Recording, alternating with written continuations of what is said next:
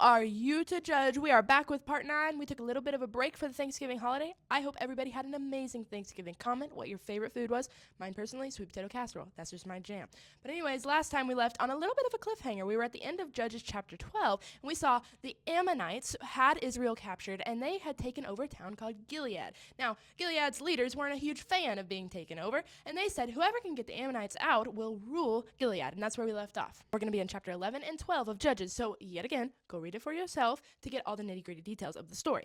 In the beginning of chapter 11, we are introduced to a character, and his name is Jephthah, okay? And he is a son of Gilead. Gilead, the person that the city was named after. So obviously, he's a pretty important person. But here's the thing. Jephthah was a little less than legitimate, okay? So he wasn't from Gilead's wife, essentially. And so he ran out of Gilead for being an illegitimate child. Now, when Gilead was being taken over by the Ammonites, they said, you know who would be good for the job? Jephthah. Let's make him the commander. So they went to him, they tracked him down, and said, hey, we want to make you the commander of the army going against the Ammonites. And he, rightly so, goes, didn't you run me out of town in the first place for who my mother was? Like, why are you asking me to do this now?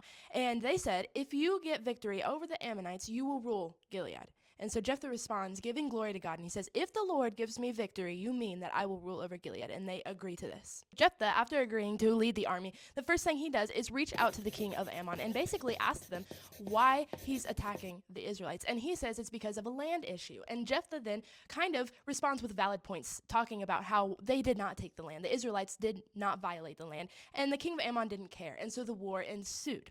Now, right before they fought, Jephthah made a vow with God. He said, if you give me victory over the Ammonites, the first thing to come out of my house when I get home will be yours, Lord. I'll sacrifice it to you, burnt offering. Now, he was probably thinking it was going to be an animal or something, but we're going to see here in just a second, that's not the case. In Judges 11, verses 29, it says, at the time, the Spirit of the Lord came upon Jephthah, and he went throughout the land of Gilead and Manasseh, including Mizpah and Gilead. And from there, he led an army against the Ammonites. And ultimately, the Lord does give him victory over the Ammonites. But when Jephthah comes back home, the first thing to walk out of his door is his daughter. He is obviously upset because he made this vow to God, and he doesn't want to break it. And his daughter says, if you've made a vow with God, you have to keep it. And so he does. Now, let me just throw this in here. The Bible does not actually say that Jephthah sacrificed his daughter. We don't actually know what happened. It could have been that she just lived a life devoted to God, but he lost her because she would have gone away from him. Okay, so we don't know exactly what happened in that little tidbit. But after all this happened, Jephthah is now ruling Gilead, and the people of Ephraim decide that they're mad that they didn't get included in the fight against the Ammonites. So they start attacking Jephthah and the Israelite army, and ultimately the Lord gives them victory again over the Ephraimites.